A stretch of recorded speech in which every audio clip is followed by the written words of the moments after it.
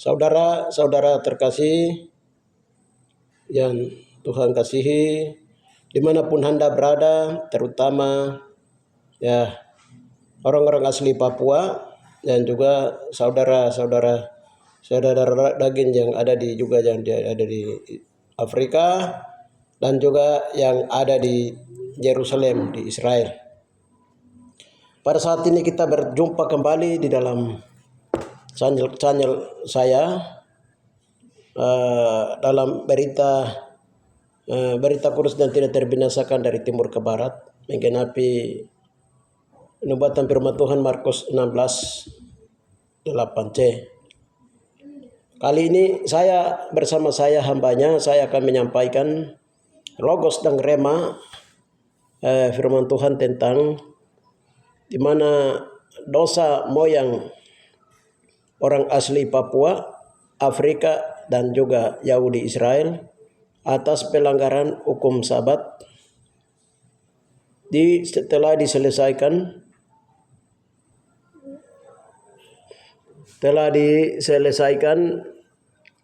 Doa selanjutnya, doamu telah menggoncangkan bumi dan percepat untuk kedatangan Yesus kedua kali ke bumi. Baik, ini firman Tuhan ini ya, berita ini saya mengangkat dari beberapa ayat. Salah satunya adalah Markus 2 ayat 27-28. Lalu kata Yahosua kepada mereka, hari Sabat diadakan untuk manusia dan bukan manusia untuk hari Sabat. Jadi anak manusia juga Tuhan atas hari Sabat. Ya, sebuah jawaban firman Tuhan atas pro kontra hari Sabat dan atau hari Minggu. Iya, saudara-saudara terkasih di dalam Yeshua HaMashiach Adonai.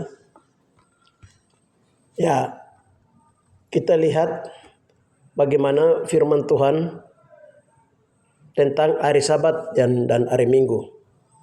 Beginilah firman Tuhan Yahweh, pintu gerbang pelataran dalam yang menghadap ke sebelah timur haruslah tertutup selama 6 hari kerja, tetapi pada hari Sabat supaya dibuka.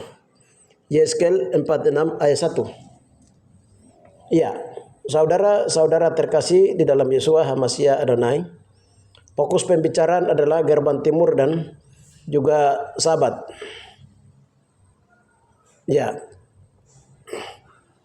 jadi yang pertama itu, sebelum saya menyampaikan yang lain hasil dalam rema dan logos, rema dan logos firman Tuhan. Nah, hari Sabat, menyangkut hari Sabat. Jadi Sabat itu dilaksanakan pada hari yang ke-7. Haleluya. Kalau kita lihat definisi daripada Sabat, kata Sabat itu berasal dari bahasa Ibrani. Definisi daripada Sabat itu artinya perhentian yang terjadi pada hari yang ke-7. Jadi perhentian terjadi pada hari yang ke-7. Dan itu merupakan ibadah pertama yang dilakukan di Taman Eden. Ibadah pertama yang dilakukan di Taman Eden, dan itu merupakan ketetapan Tuhan. Ya, ketetapan Tuhan yang sudah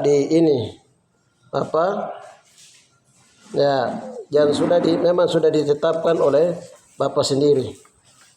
Sudah ditetapkan oleh Bapa sendiri untuk bagaimana hubungan antara manusia dengan Bapa itu dibangun pada hari Sabat. Jadi definisi Sabat itu adalah perayaan Sabat disebut, definisi Sabat itu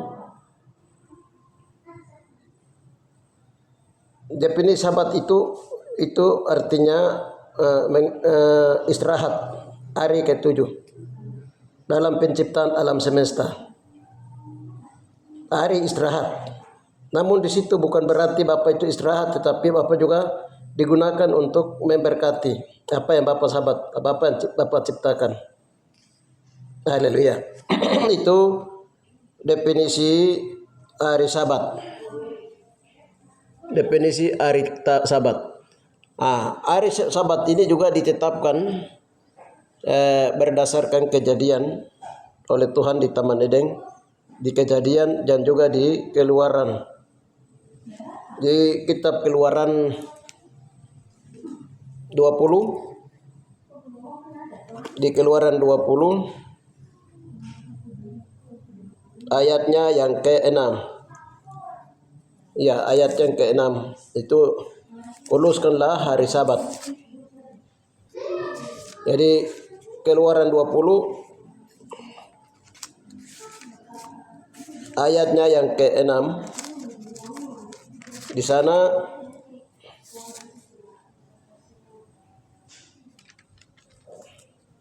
Keluaran 20 kuduskanlah hari Sabat. Kuduskanlah hari Sabat. Nah, tujuan daripada hari Sabat itu yaitu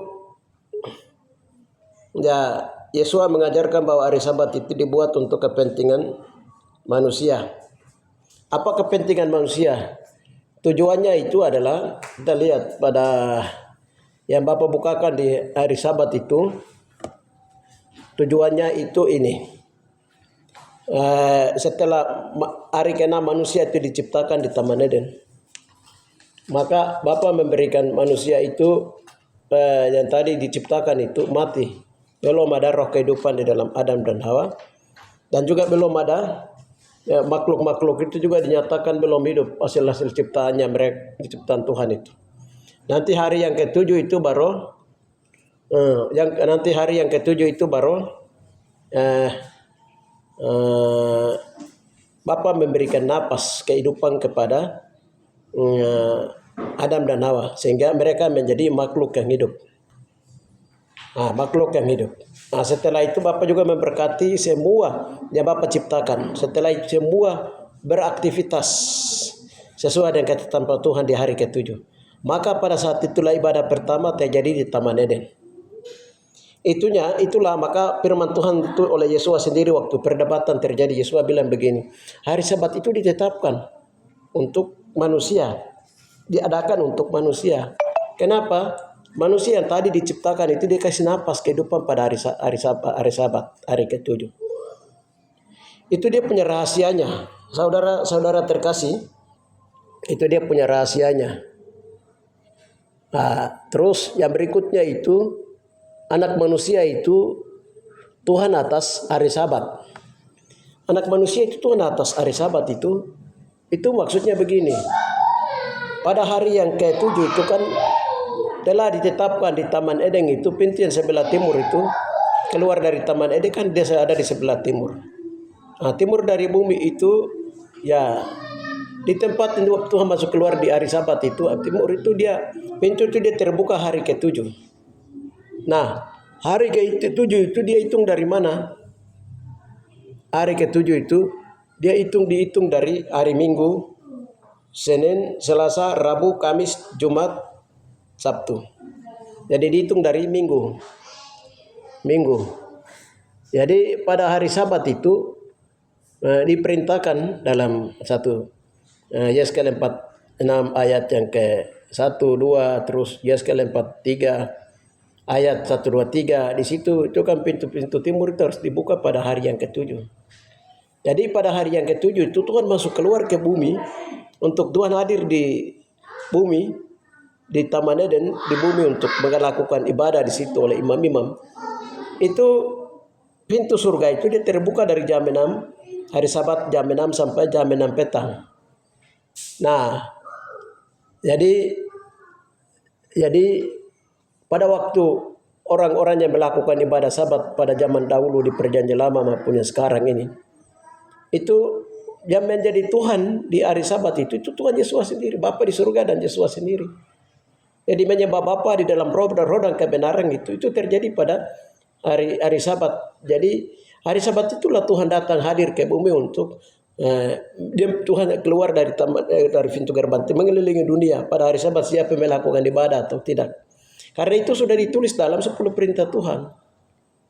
Sudah ditetapkan bagi manusia untuk berhubungan, menyembah, memberkati Tuhan, dengan pujian penyembahan, bersekutu, berbicara dengan Tuhan itu. Waktu Tuhan turun di Taman Eden di halaman surga di bumi, baru bertemu dengan orang-orang yang mengadakan ibadah Sabat itu setiap hari Sabat, bukan hari Minggu atau Senin, Selasa, Rabu, Kamis atau itu tidak. Di hari Minggu, Senin, Selasa, Rabu itu hanya manifestasi roh dan malaikat yang turun dalam hadirat. Tapi yang Tuhan sendiri hadir itu pada hari Sabat. Dan Bapa sendiri tidak bisa menyangkal hukumnya. Itu yang disebut karena Bapa sendiri tidak bisa menyangkal hukumnya, firman-Nya, maka Bapa itu disebut Maha Suci atau Maha Kudus, Maha Mulia. Ya, itu anak manusia, Tuhan atas hari Sabat. Selanjutnya, makna rahasia angka hari ke-7. Makna rahasia angka hari ke-7. Jadi di situ ada angka 7, hari ke-7. Itu dihitung dari hari Minggu, Senin, Selasa, Rabu, Kamis, Jumat, Sabtu, Minggu. Apa maknanya hari ke-7? Haleluya. Saudara-saudara terkasih, makna daripada hari ke-7, makna daripada hari ke-7 itu, ya, kita harus lihat apa maknanya daripada hari ke-7. 7 itu angka kesempurnaan, angka Elohim, angka Yahweh, angka kesempurnaan. Angka 7. Kalau angka 6 itu angka manusia. Jadi angka ke-7 itu angka Tuhan. Tuhan datang pada hari Sabat. Angka 6 itu angka manusia. Angka Tuhan ciptakan manusia ada 66 anggota tubuh. Ya. Sedangkan angka 7 adalah angka Tuhan. Angka ya, hari ke-7 itu angka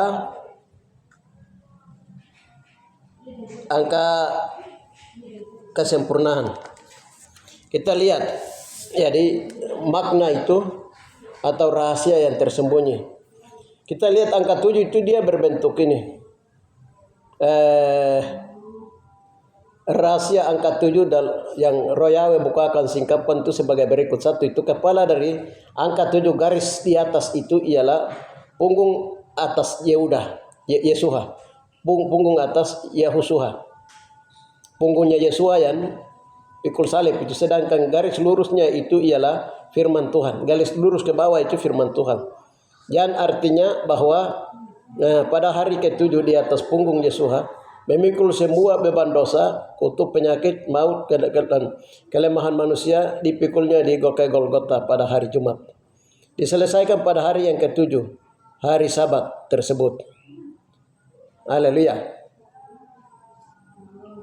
Oleh karena itu angka 7 adalah angka wasiat Yesua Yahweh yang abadi.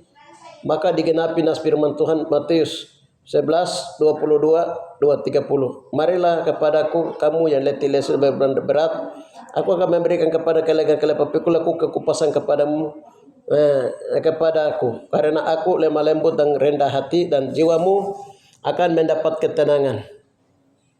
Itu yang satu. Yang kedua itu kepala dari angka 7 garis bawah, bawahnya garis atasnya itu bisa disebut sebagai punggung para hamba Tuhan. Pengertiannya bahwa semua di mana sesuai dengan teladan Yesua telah memikul beban dosa kita dalam bahunya, diselesaikan di atas Golgota. Itu yang kedua. Yang ketiga itu bahasa roh. Itu 7 kali 7 itu bahasa roh itu nikuni. Masa artinya kita harus berdoa pada hari yang ke-7 atau hari Sabat sampai Yahweh menyuruh anaknya Yesua turun ke bumi. Bermakna pekerjaan pemulihan kesempurnaan di bumi terus dikerjakan oleh tubuh manusia, lalu Yesua akan datang ke bumi menggenapi Kisah Para Rasul 3:21, Roma 8, 18:27. Ya, saudara terkasih, itu yang ketiga. Yang keempat, angka 7 itu berarti angka 7 kaki dian. 7 kaki dian. Yang terdiri dari 7 jawatan roh, 5 jawatan roh, 9 karunia. Ya. Lalu angka 7 juga itu melambangkan 70 kali 7. Artinya dosa turun temurun Israel itu disucikan, diampuni, disingkirkan oleh Yosua itu sampai 70 kali 7 kali. Haleluya. Ya, itu rahasia daripada hari ke-7. Hari ke-7, 7 meterai, 7 sangkakala, 7 gereja di kitab Wahyu. Jadi saudara-saudara, itu angka makna rahasia hari ke-7. Yang berikutnya itu kita lihat ibadah Sabat hari ke-7 tetap dilaksanakan. Ya, ibadah Sabat itu tetap dilaksanakan. Jadi banyak orang berpikir itu ibadah Sabat itu Yahudi punya, Yahudi Saduki, Yahudi Farisi punya. Jadi kita itu laksanakan di hari Minggu. Karena Eropa menetapkan, gereja bangsa-bangsa menetapkan bahwa itu hari Minggu itu hari Sabat. Ini salah besar. Saudara-saudara terkasih, dan ini salah besar. Yang hari pertama, hari ke-7 jadi hari pertama, ini salah besar di hadapan Bapa, di hadapan Yesus, di hadapan Roh Kudus. Haleluya. Itu Sabat, dan Sabat itu harus tetap dilaksanakan oleh kita sekarang ini. Bukan saja Advent, tapi kita gereja di seluruh umat itu diperintahkan dilakukan pada hari Sabat, hari ke-7. Ya, itu karena ketetapan firman Tuhan. Biar kita atau banyak hamba Tuhan jalan pelayanan dengan mujizat-mujizat besar sekalipun, kalau ibadah Sabat tidak dilakukan, dia tetap di hadapan Tuhan ada pelanggaran. Nilai mungkin mau dapat 10, tinggal 9 karena ibadah Sabat tidak dilakukan. Ini patokan. Jadi tidak bisa dikurangi atau tidak bisa diartikan, tidak bisa dipungsikan, tidak bisa dimiringkan. Kita lihat yang berikutnya itu ya, dosa pelanggaran hukum terhadap hukum Sabat oleh orang Papua, moyang orang Papua, orang Afrika. Jadi satu itu salah rumus hari Sabat ke Minggu oleh marga Tatogo. Haleluya. Marga Tatogo adalah salah satu marga yang ada di pedalaman Papua, Kabupaten Paniai, pedalaman Papua. Nah, jadi Kepulauan Papua. Saudara, pada waktu kami berdoa tanya Tuhan, bahwa siapa yang merumuskan dari hari Sabat ke hari Minggu? Kami berdoa tanya Tuhan waktu doa, dalam suatu doa, Tuhan bilang begitu marga Tatogo. Perumusnya itu yang merumuskan perubahan ada di hari Sabtu ke hari Sabat ke Minggu itu marga Tatogo yang merumuskan, salah merumuskan. Waktu kami berdoa lagi begini, Tuhan bilang begini, karena mereka salah merumuskan, maka mereka itu tidak akan mendapat kursi dalam pemerintahan kerajaan 1000 tahun damai. Begini, bagaimana cara mereka harus dapat kursi? Tuhan bilang itu, ya sekarang pergi beritahukan mereka, dan sempat kami pergi memberitahukan mereka, dan tahun 2023 itu kami lakukan ibadah Sabat kembali. Karena ada beberapa marga daripada Tatogo merendahkan diri, kami minta ampun dan Tuhan memulihkannya. Sehingga Bapak pada waktu itu membebaskan bahwa marga Tatogo yang bertobat dan mengikuti pengajaran rohani, mereka akan berhak mendapat kursi di pemerintah kerajaan Tuban Masyia. Jadi saudara, jangan main-main kalau ibadah Sabat itu bagi siapapun dia. Dan main-main terhadap ibadah Sabat tidak dilakukan, itu tidak akan dapat kursi di surga, di kerajaan 1000 tahun damai. Selanjutnya, ya, yang tadi yang salah dirumuskan oleh ini itu diambil alih oleh Roma. Lalu Roma itu mereka sepakat untuk berubah dari hari Sabat ke hari Minggu. Ini kesalahan besar yang dilakukan. Selanjutnya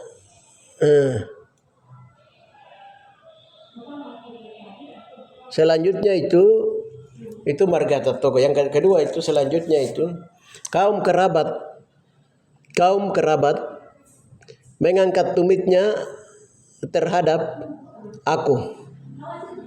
Jadi Yosua berkata di dalam dalam firman-Nya Yosua berkata bahwa kaum kerabatku mengangkat tumit terhadap aku. Waktu kemarin saja Tuhan suruh kami berdoa untuk minta ampun akan dosa perbuatan salah di mana orang Papua dan Afrika tidak melakukan hari Sabat dengan baik. Jadi kami berdoa begini, Bapak kasih tahu firman Tuhan bahwa orang yang makan roti bersamaku dia mengangkat tumit terhadapku. Itu ayat itu bercerita tentang di mana kaum orang Papua, kaum kerabat orang Papua dan kaum kerabat yang dengan Yosua orang Papua maupun orang Afrika itu mereka tendang angkat tumit artinya tendang firman Tuhan, tendang kebenaran. Mereka menolak Yosua adalah sahabat atas Tuhan itu, mereka menolak, mereka menendang kebenaran. Nah, Bapak beritahukannya seperti itu, saudara terkasih. Bapak memberitahukannya seperti itu. Jadi kami berdoa minta ampun. Kami berdoa pada waktu itu minta ampun kemarin dalam hadirat Tuhan untuk menyelesaikan masalah ini. Lalu Bapak perlihatkan itu. Bapak perlihatkan itu. Bapak bilang itu moyang orang Papua dengan orang Afrika itu penuh kekerasan. Mereka memilih itu berbuat yang tidak baik daripada melakukan firman Tuhan. Bapak beritahukan begitu. Setelah itu kan berdoa dosa moyang orang Papua pada zaman itu pada zaman Yosua dengan orang Afrika. Kami berdoa minta ampun begini, tiba-tiba Bapak membawa kami. Bapak bilang kamu berdoa telapak kaki daripada orang Papua, karena telapak kaki orang Papua itu, moyang orang Papua itu seperti telapak kaki rusa liar. Mereka itu tidak mau tenang, duduk tenang, berdoa melakukan hari Sabat. Setiap hari-hari Sabat. Jadi kan berdoa, betul ini orang Papua ini tidak tahu duduk, berdoa tidak tahu duduk. Kakinya itu seperti kaki rusa yang liar, tidak pernah tenang. Kan berdoa begini, Tuhan bilang itu lihat sekarang, Tuhan bilang kamu berdoa urat daripada urat telapak kaki daripada orang-orang ini Papua zaman dulu punya dan sekarang. Kan berdoa minta ampun begini, itu Roh Kudus itu mulai tarik keluar itu urat kaki ini rusa liar itu dimulai dicabut begini. Tiba-tiba urat kaki itu dia bersambung ke Afrika. Orang Afrika punya kaki juga, urat kaki juga, di dalamnya ada urat kaki yang liar seperti rusa liar. Kami berdoa mulai minta ampun begini, urat kaki itu mulai ditarik begini. Tuhan perlihatkan peta pulau Papua ada peta pulau Papua. Di atas peta pulau Papua itu ini ada orang Papua, ada orang Afrika dan ada orang Israel di situ. Mereka berdiri di atas peta pulau Papua. Begini Tuhan mulai tarik itu urat kaki itu dia mulai pisahkan begini. Pas tiba-tiba itu Tuhan ambil itu orang Israel itu dipisahkan ke Yerusalem. Tuhan bilang itu gara-gara itu orang dan Israel yang melakukan hari Sabat itu dipindahkan ke Yerusalem. Yang sekarang saudaramu yang ada di Yerusalem sana, Bapak bilang begitu. Nah,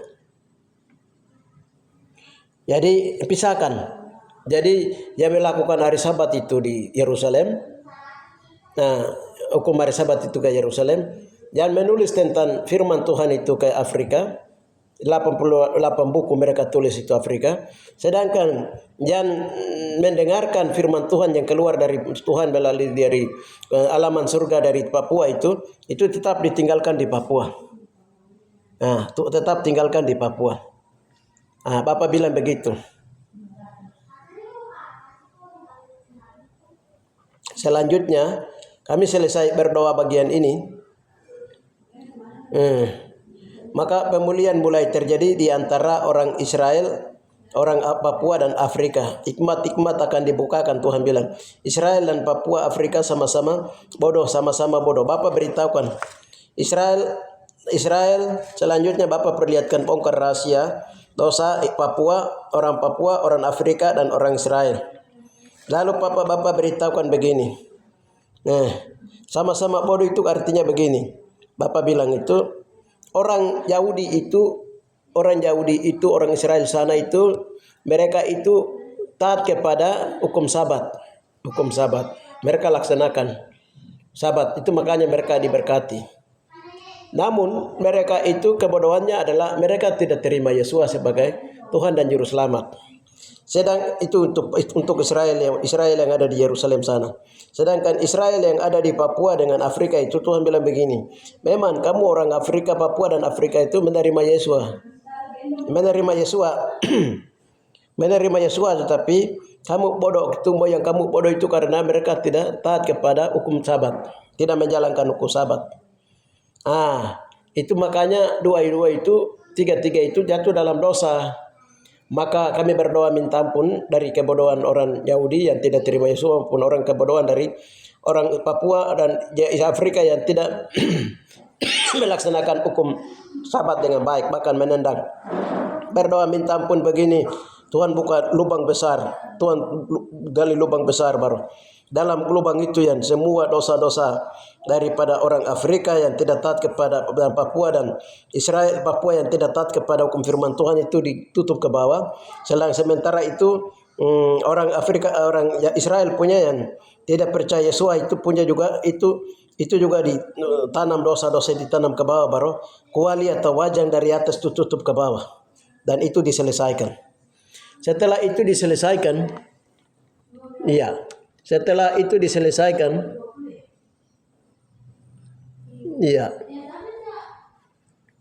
setelah dosa Israel itu diselesaikan, dosa Afrika itu diselesaikan, maka tiba-tiba Tuhan perlihatkan itu ini terpancar dari timur ke barat, dari Papua ke Afrika, Afrika ke Israel. Nah, Israel itu terpancar cahaya kemuliaan sesuai nubuatan firman Tuhan Yesus sendiri. Matius 24:27 itu 28-27. Seperti kelak kedatangan anak manusia dari timur ke barat. Seperti cahaya meloncarkan dari sebelah timur sampai ke sebelah barat, demikianlah kelak kedatangan anak manusia. Nah, firman itu dia keluar, bercahaya itu dia memancar dari Papua. Cahaya Tuhan memancar dari Papua itu dia terpancar ke Afrika, dari Afrika dia menuju ke Yerusalem. Sampai di Yerusalem begini, itu dalam bahasa roh disebut Jikadekeis. Sampai di Yerusalem, lalu Tuhan persatukan orang Papua, orang Israel Papua, orang Israel Afrika dan orang Israel Yerusalem sana. Nah, mereka sama-sama disatukan lalu Bapak bilang begini, lihatlah sekarang Papua, Afrika dan Israel sedang menyambut Yesus sebagai Tuhan atas hari Sabat. Sedang menyambut Tuhan atas hari Sabat. Lalu hikmat dan pengetahuan marifat itu mulai terbuka. Saudara-saudara terkasih, kemarin dalam dimensi roh itu dia terjadi seperti itu. Ya, Yesus disambut sebagai Tuhan atas hari Sabat oleh orang-orang Afrika, orang-orang Papua, orang Afrika dan orang Yerusalem, orang Israel Yerusalem. Saudara terkasih, haleluya. Jadi cahaya kemuliaan itu dia turun kemarin itu terjadi luar biasa. Dalam doa Sabat, dalam doa Sum kemarin. Nah, setelah itu Roh Kudus itu mempersatukan Papua, Afrika dan Israel. Setelah itu terjadi, kami masuk terus doa. Kami masuk terus doa. Baru Bapak bilang begini, karena kamu sudah mulai selesaikan masalah, maka lihat jarak Israel ke Papua ke dari Papua ke Israel dari Papua ke Afrika, Afrika ke Israel itu jalan mulai dekat. Jalan menjadi jalan tol terbuka dan nama jalan itu adalah Jalan Persaudaraan ke-12 ke Israel. Haleluya. Lalu ada terdengar Roh Kudus itu dia menyanyi. Dan malaikat Tuhan beribu-ribu menyanyi di surga, mereka menyanyikan merek pujian yang terdengar itu. Peganglah tanganku Roh Kudus. Haleluya. Lagu itu mulai berkumandang di surga. Jadi Roh Kudus itu mulai merangkul, memegang tangan daripada orang-orang Papua, orang-orang Afrika, dan orang-orang Israel untuk mempersatukan mereka di dalam roh. Haleluya. Mempersatukan. Jadi Roh Kudus itu dia dengan nyanyian Roh Kudus tuntunglah, peganglah tanganku dan tuntunglah. Haleluya. Jadi dipersatukan Yosua di dalam roh oleh Roh Kudus. Itu mulai terjadi penyatuan-penyatuan saudara-saudara. Nah, selanjutnya Roh Kudus mempersatukan Papua, Afrika dan Israel, merangkul kembali Israel, Papua dan Afrika. Haleluya.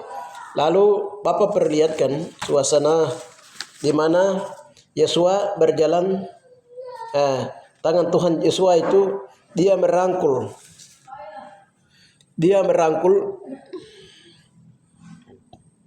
Nah, jadi suasana itu yang diperlihatkan. Setelah itu Yosua berjalan seperti tubuh nyata.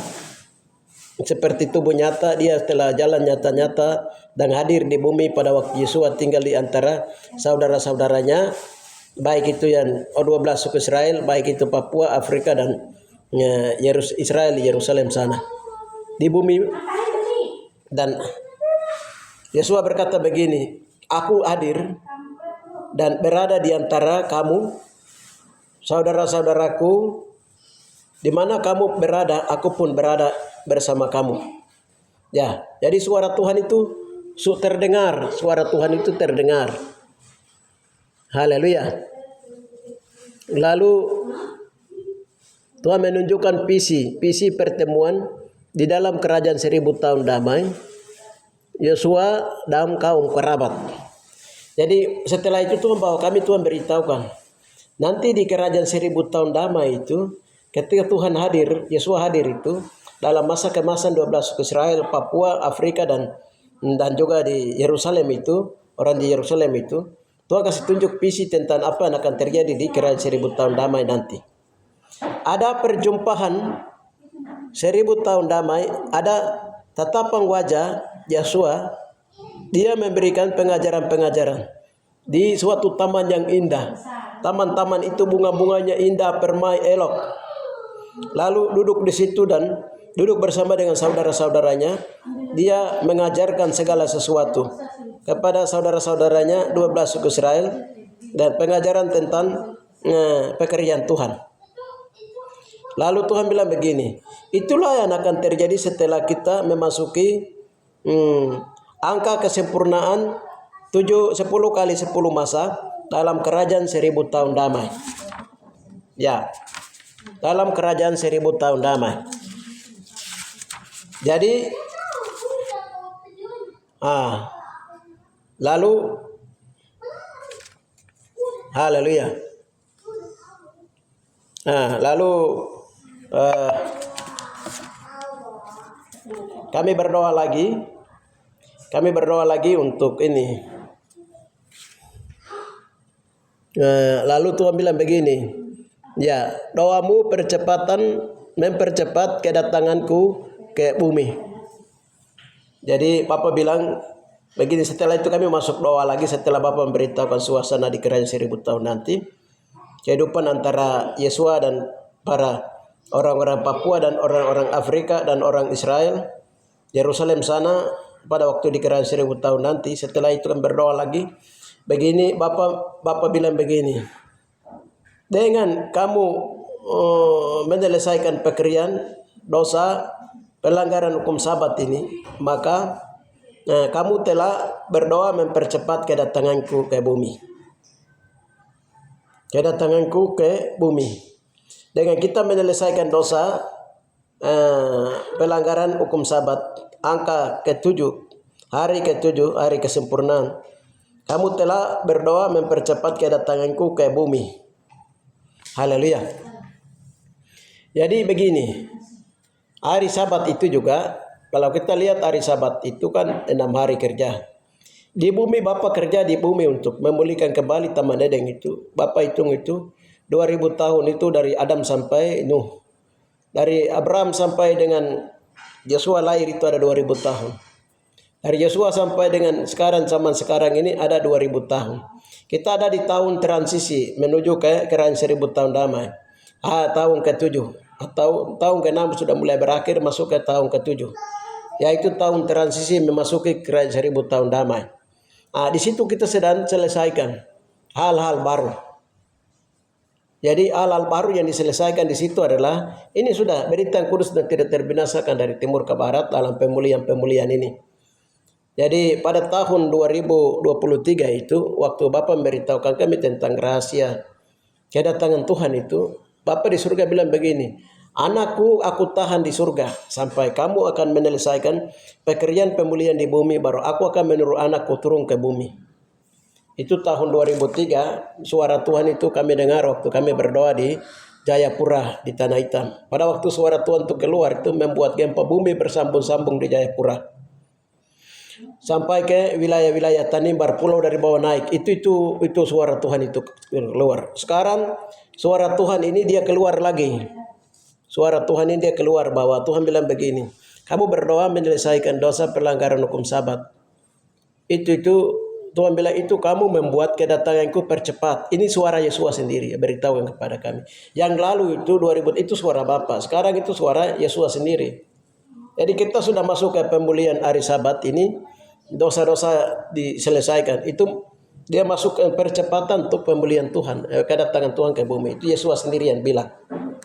Haleluya.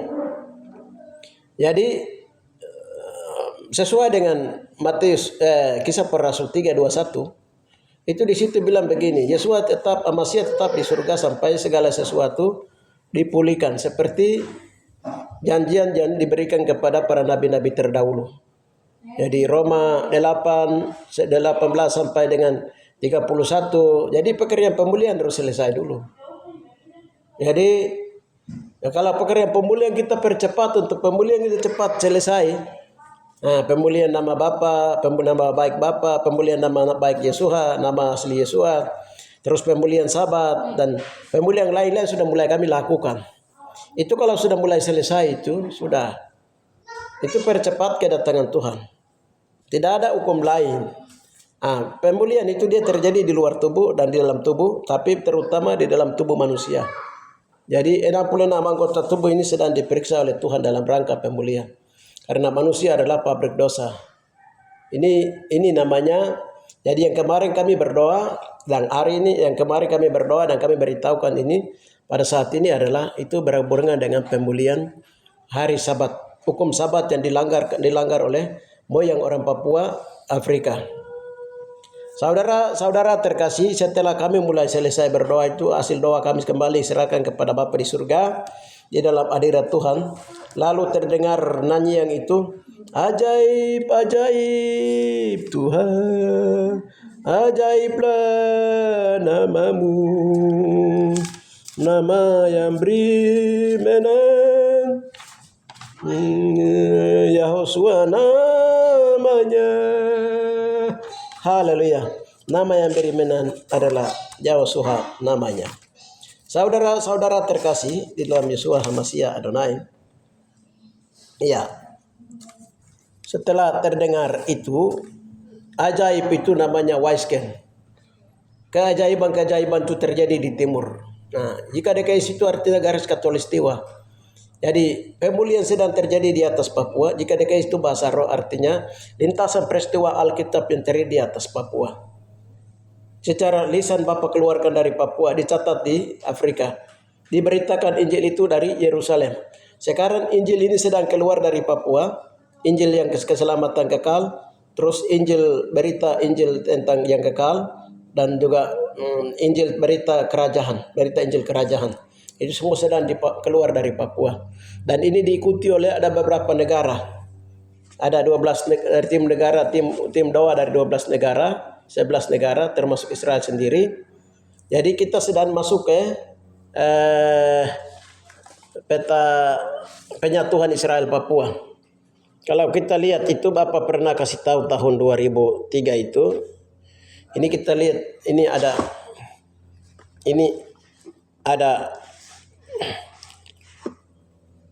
pulau Papua bumi, lalu ada ini. Ada pulau Papua, ada ini Papua, ini Afrika cabang dari ini Papua. Ini Israel. Hikmat Israel berdiri sendiri. Afrika itu cabang dari Papua. Afrika sendiri. Jadi ini dia menyatu. Jadi hikmat tentang pembukaan rahasia, hikmat Bapa, hikmat Amasya, terus hikmat daripada Salomo, itu akan semua dibukakan di Papua, di Afrika, dan juga di Yerusalem sana. Nanti orang-orang Israel asli dari Papua, dari Afrika, dan juga dari Yerusalem, itu akan memberitakan rahasia-rahasia ini. Nah, jadi ini tahun 2021, 2020 Bapak perlihatkan ini peta ini. Peta ini garis hikmat pembukaan firman Tuhan. Ya, ini. Jadi ini ini. Nah, sekarang kalau sudah menyatu berarti ini kan sudah menyatu. Kemarin kami berdoa Sabat itu Tuhan persatukan. Sudah menuju kepada jalan tol, jalan persahabatan, persaudaraan antara Papua, Israel, dan juga Afrika. Kalau ini sudah terjadi dalam dimensi roh, kita akan melihat.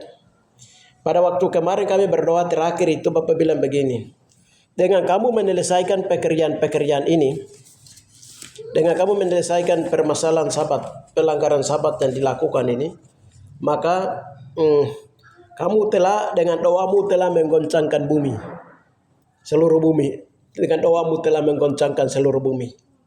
Saudara-saudara terkasih, kami hanya berdoa satu, Yesua kerja 9, kami kerja satu, Yesua kerja 9, dan segala perbuatan-perbuatan ajaib dan kegoncangan bumi yang akan terjadi ke depan. Haleluya.